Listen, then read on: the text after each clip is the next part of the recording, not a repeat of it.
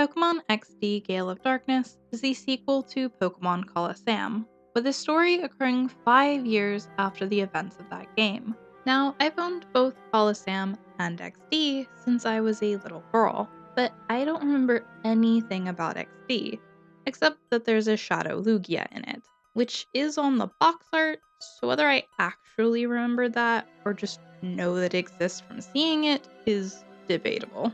Regardless, I am essentially experiencing this game for the first time.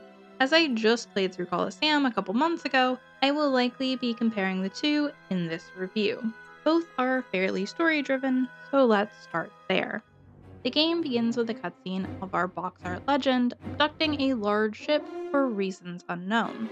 We are then thrust immediately into a pseudo legendary brawl as our young protagonist, which I named Miles. I won't be going into complete detail as to how things go, as that'd take a really long time and kinda kill the joy of experiencing it for yourself if you haven't already. Instead, I'll just go over some background and a few high points. We quickly learn that our boy Miles is the top trainer at the Pokemon HQ Lab, a facility focused on the creation of the Purify Chamber, a device to purify the hearts of Shadow Pokemon if they should become a problem in this region again. Despite 5 years of peace, Professor Crane, the leader of this lab, had a sneaking suspicion that the Shadows would one day resurface. He was absolutely right. Shortly after obtaining a snag machine, the lab is accosted by grunts wielding Shadow Pokemon. Despite snagging their Teddiursa, they manage to escape kidnapping Professor Crane. This incident becomes our motivation for exploring the region. We are soon instructed to visit a part shop at the nearby port where we can pick which evolution we desire right away. I just want to appreciate the pacing of this game for a second, because other than some fluff combos, I haven't skipped anything yet. We literally went from being introduced to how to battle, to a capture tutorial, straight into an evolution tutorial. Every aspect of the Pokemon game, one after the other, and it feels natural. Pokemon games now can only dream of introducing the mechanics this smoothly. I am honestly impressed.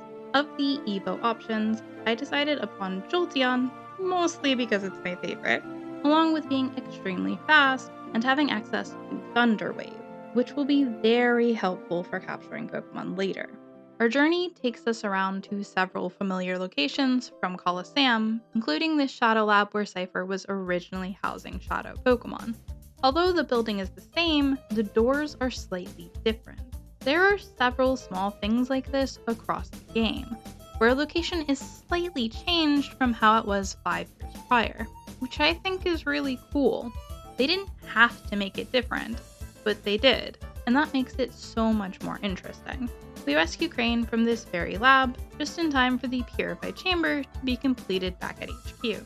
Unlike Purification in Coliseum, which required the Pokemon to be with the player to become pure, this chamber allows the purification of several Pokemon through the use of non-shadows. The typings of each Pokemon determine how quickly the machine works to purify the central shadow. It's actually really innovative and super convenient, as nearly twice as many shadows exist in XD. Even if you don't know your type charts, the bars update as you hover over different slots to give you a clear idea which placement works best. Plus, there's also the strategy memo on your PDA that can also tell you what matchups are good. Why don't games now have this feature? XD really does have a bunch of quality of life improvements that make it a fantastic experience. The type charts in the strategy memo, or when you're learning a move, notifications when a Pokemon is ready to purify, the expansion of shadow move varieties and their lack of recoil damage, the move tutor, the leader, and reminder actually being present, being able to save from the menu like a regular Pokemon game. XD is a huge upgrade from Coliseum in so many ways. It builds upon the world of the first game with new quirky characters, along with continuing the tales of old ones. The children from the Kids Grid are a great example. As your quest continues, you'll encounter the grown-up Per, Zach, Net, Bit, Marcia, and Meg, who will all assist you in this new adventure. It's truly a proper sequel. Just as before, you'll go around different areas, following clues to Cypher's whereabouts and snagging the shadows they have created. meeting a lot of colorful characters along the journey. There's quite a few interesting twists in this adventure, which I won't reveal as I don't want to spoil them for anyone who hasn't played. Just know they are highly entertaining. As with most Pokemon titles, there are admin characters that you wind up facing a few times, all of which are just alright. None of them are a particularly big deal, as their fights are nowhere near as brutal strategy-wise as Coliseum's admins were.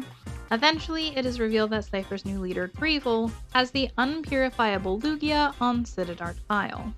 There we face so many Cypher grunts, with multiple shadows on each team, which isn't very fun gameplay-wise, as their catch rates are anything but friendly.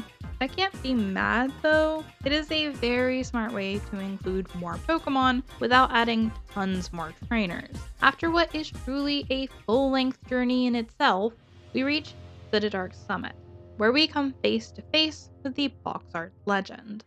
Time for the epic climactic battle against the strongest shadow of all time.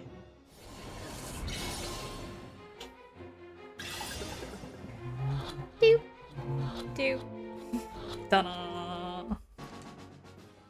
I understand now why Pokemon games moved over to scripted battles, making the player wait until a specific event to catch the legendary. So that was too easy.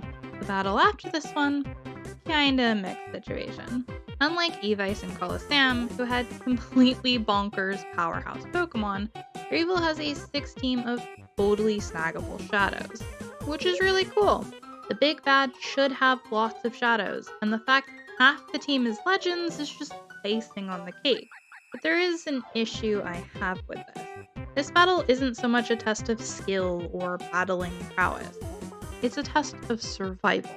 One that's actually extremely easy if you yourself simply have shadows of your own. Since shadow Pokemon resist shadow moves, it makes this nearly a joke. Yeah, he can one-hit KO your purified Pokemon, and that is crazy boss energy. This could be the most terrifying battle of all time for a team of all standard Pokemon, but bring a shadow of your own, and that, oh my god, I'm gonna die, feeling is just gone. It is still a great finale, even if it doesn't feel like as big of an accomplishment this time around. Overall, I do like the story of XD. There were enough, wait, what? Moments to keep the campaign engaging. The pacing is excellent. Citadark is a little on the lengthy side, but otherwise no particular story event overstayed its welcome.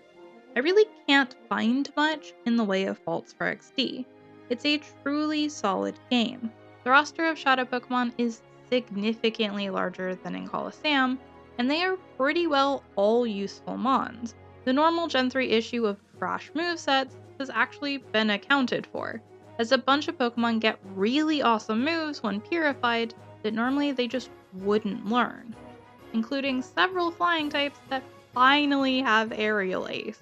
Oh my god. The only real complaint I can levy against it is the annoyance of the notification system. When a Pokemon appears at a Pokespot, Mirabee shows up at a location, or if one of your shadows can be purified, a little blip pops up in the top left and your character holds moving. For as much build-up and tension that the music and the atmosphere of Snag'em's base or the Cypher Labs create, this little pop-up destroys it. There were multiple occasions I was on a roll, 2 or 3 floors deep into a storyline event when BAM! Pokespot alert. I actually went and removed all of the Poke Snacks about halfway through the game so I wouldn't be distracted from the story, as they just happen far too frequently. Now, I'm sure some people don't have an issue with this at all, as you can just ignore it and move along. But for me, it hindered the experience, as if you don't address the Pokespot or Mirabee notifications in a short time, they do disappear. If these events weren't on a timer, it would only be annoying and not a problem. But as it is, that is my biggest complaint. Having to battle multiple shadows is tedious at times, but makes sense from a world-building perspective. Citadark being so large did wind up slowing down the endgame, but as it is the final destination, I can look past it. Shadow End one-shotting normal Pokemon was a choice. I know I should probably be more upset about this than pop-ups, but like, it's actually kind of sick they made a move so powerful. Plus, the cost of the opponent is half their HP, so if you just carry your own shadow, it's really not that big of a deal. In the grand scheme of things, I don't believe any of the nitpicks I have are significant enough to be considered major problems. So XD Gale of Darkness gets a 9 out of 10. If you like Pokemon battling and quirky characters, you'll adore this game. It's truly worth your time. Just for the love of God, do not play Battle Bingo. Your sanity is worth so much more. Special thanks to Jason for requesting I play XD. I had a great time. And thank you, dear viewer, for watching this video. The full playthrough will release on the Team Debbie channel if you are into that. I also did a review of Coliseum, which you can find on screen. That's all for now. I hope you have a lovely